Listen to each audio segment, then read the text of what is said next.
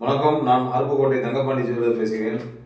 ஒரு ஜாதகத்தில் பொதுவாக அப்படின்னா மேசராசி பரணி நட்சத்திரம் அப்படின்னு சொல்லும்போது அந்த நடு வயது பகுதியில் பார்த்தீங்கன்னா சின்ன சின்ன கஷ்டம் வரும். ஏன்னா பரணினா ஆரம்பத்தில் சுபதிசையில் பிறக்காங்க, அடுத்து சூரியன் சந்திரன், இந்த செவ்வாய் திசை வரையில், ராசிக்கு அதிபதி திசை வரையில் வஸ்திர உடை போட்டால், வஸ்திர உடைனா நீங்கள் அதிர்ஷ்ட கலர் நிற உடைகள் போட்டிங்கன்னா அந்த திசை அதை ஆட்கொள்ளும் என்பது பொருள்.